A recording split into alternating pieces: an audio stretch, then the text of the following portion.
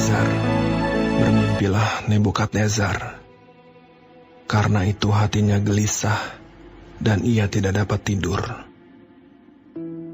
Lalu raja menyuruh memanggil orang-orang berilmu, ahli jampi, ahli sihir, dan para kasdim, untuk menerangkan kepadanya tentang mimpinya itu.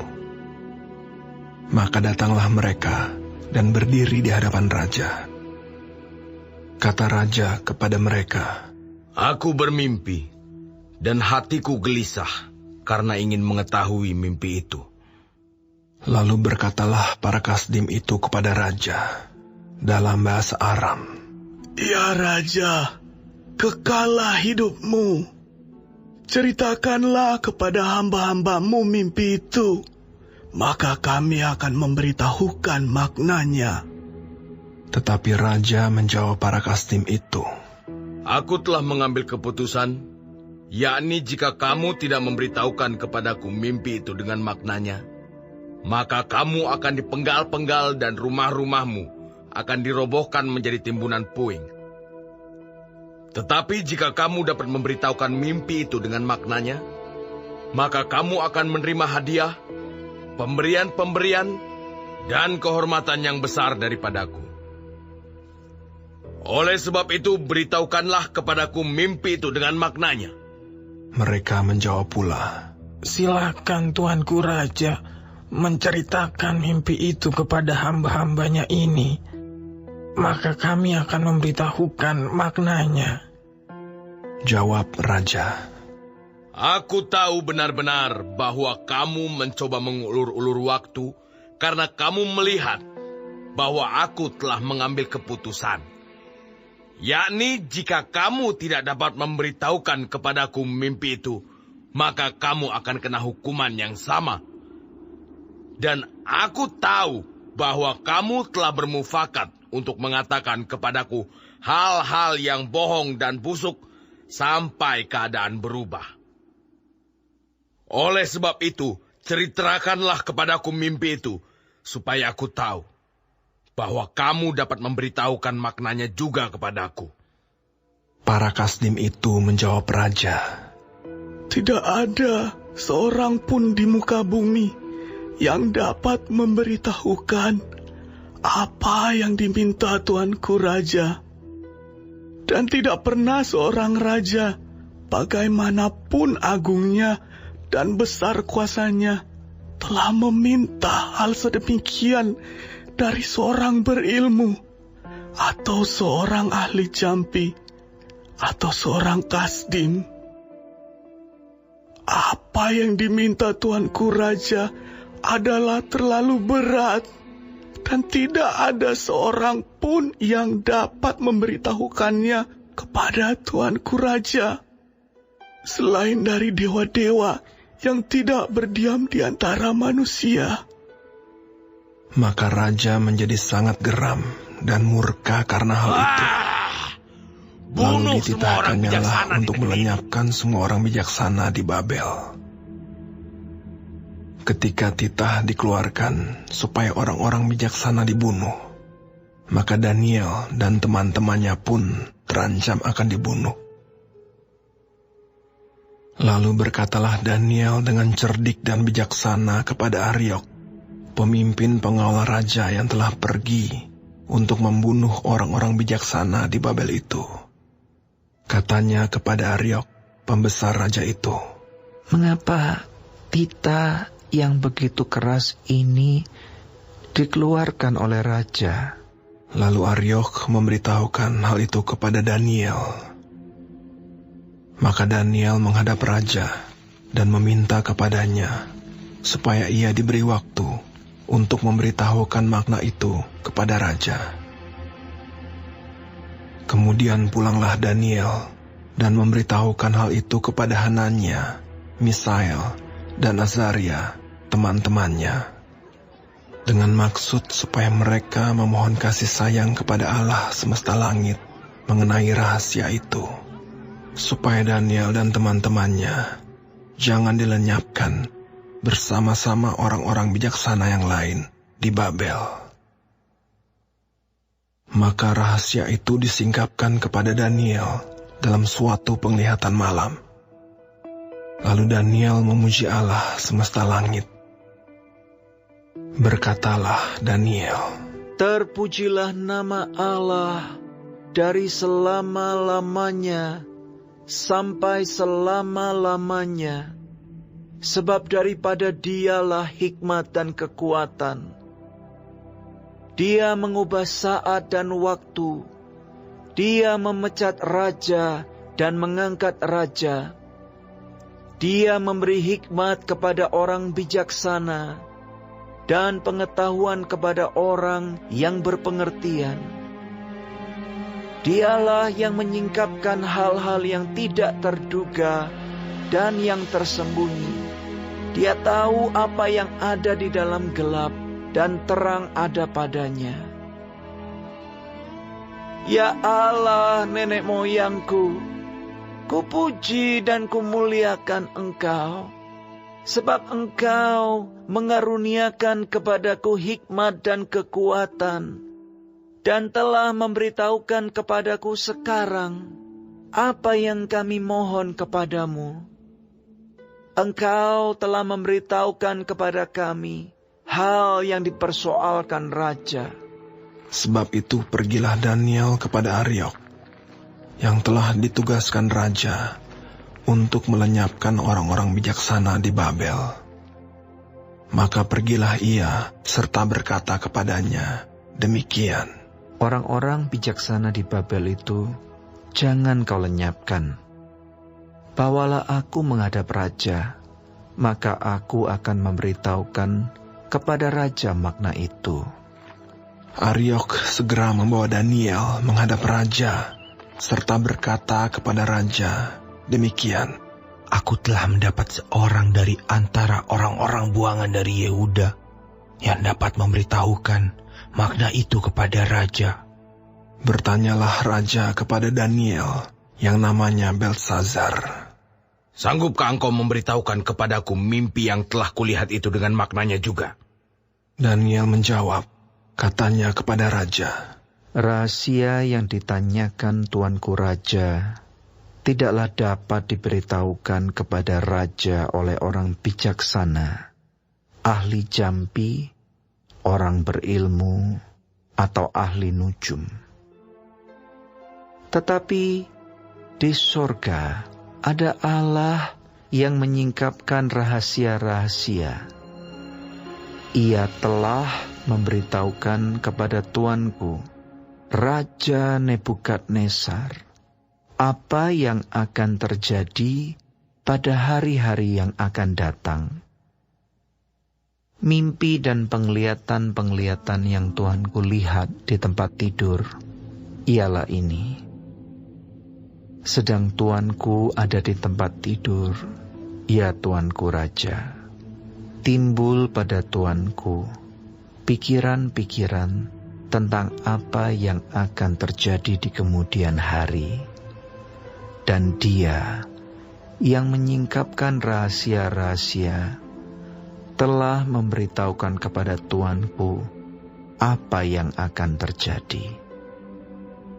Adapun aku, kepadaku telah disingkapkan rahasia itu, bukan karena hikmat yang mungkin ada padaku, melebihi hikmat semua orang yang hidup, tetapi supaya maknanya diberitahukan kepada Tuanku Raja, dan supaya Tuanku mengenal pikiran-pikiran Tuanku. Ya Raja, Tuanku melihat suatu penglihatan, yakni sebuah patung yang amat besar. Patung ini tinggi, berkilau-kilau luar biasa, tegak di hadapan Tuanku, dan tampak mendahsyatkan. Adapun patung itu, kepalanya dari emas tua, dada dan lengannya dari perak, perut dan pinggangnya dari tembaga, sedang pahanya dari besi, dengan kakinya sebagian dari besi, dan sebagian lagi dari tanah liat. Sementara tuanku melihatnya, terungkit lepas sebuah batu tanpa perbuatan tangan manusia, lalu menimpa patung itu, tepat pada kakinya yang dari besi dan tanah liat itu, sehingga remuk. Maka dengan sekaligus diremukannyalah juga besi, tanah liat, tembaga, perak, dan emas itu, dan semuanya menjadi seperti sekam di tempat pengirikan pada musim panas. Lalu angin menghembuskannya, sehingga tidak ada bekas-bekasnya yang ditemukan. Tetapi batu yang menimpa patung itu menjadi gunung besar yang memenuhi seluruh bumi. Itulah mimpi tuanku, dan sekarang maknanya akan kami katakan kepada tuanku raja. Ya tuanku raja, raja segala raja, yang kepadanya oleh Allah semesta langit telah diberikan kerajaan, kekuasaan, kekuatan, dan kemuliaan. Dan yang ke dalam tangannya telah diserahkannya anak-anak manusia, dimanapun mereka berada, binatang-binatang di padang, dan burung-burung di udara, dan yang dibuatnya menjadi kuasa atas semuanya itu. Tuankulah kepala yang dari emas itu. Tetapi sesudah tuanku, akan muncul suatu kerajaan lain yang kurang besar dari kerajaan tuanku. Kemudian suatu kerajaan lagi, yakni yang ketiga dari tembaga yang akan berkuasa atas seluruh bumi. Sesudah itu akan ada suatu kerajaan yang keempat, yang keras seperti besi, tepat seperti besi yang meremukkan dan menghancurkan segala sesuatu, dan seperti besi yang menghancur luluhkan, maka kerajaan ini akan meremukkan dan menghancur luluhkan semuanya. Dan seperti tuanku lihat kaki dan jari-jarinya, sebagian dari tanah liat tukang periuk dan sebagian lagi dari besi, itu berarti bahwa kerajaan itu terbagi.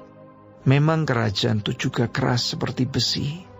Sesuai dengan yang tuanku lihat, besi itu bercampur dengan tanah liat.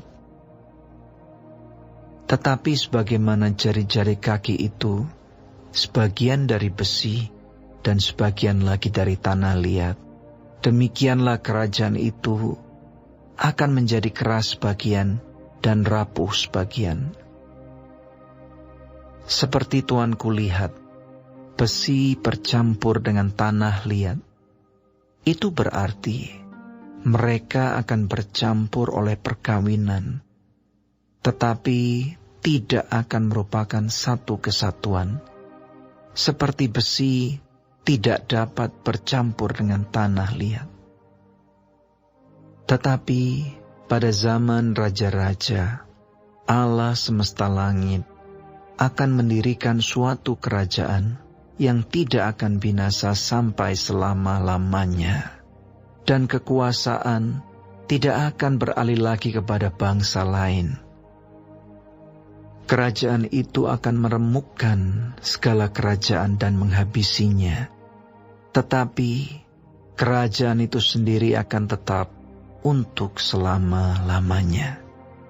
Tepat seperti yang tuanku lihat, bahwa tanpa perbuatan tangan manusia, sebuah batu terungkit lepas dari gunung dan meremukkan besi, tembaga, tanah liat, perak dan emas itu.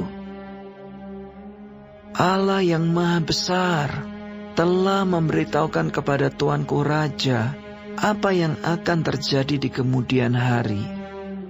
Mimpi itu adalah benar dan maknanya dapat dipercayai. Lalu sujudlah Raja Nebukadnezar serta menyembah Daniel. Juga dititahkannya mempersembahkan korban dan bau-bauan kepadanya. Berkatalah raja kepada Daniel, "Sesungguhnya lah, Allahmu itu Allah yang mengatasi segala Allah, dan yang berkuasa atas segala raja, dan yang menyingkapkan rahasia-rahasia, sebab engkau telah dapat menyingkapkan rahasia itu." Lalu raja memuliakan Daniel.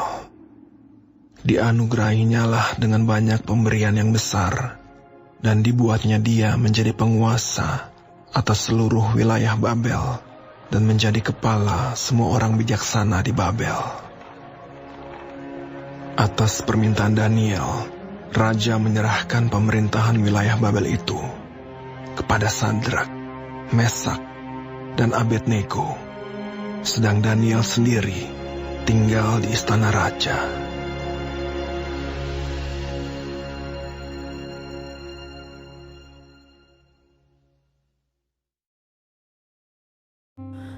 Shalom saudara-saudaraku yang kekasih di dalam Tuhan Yesus Kristus.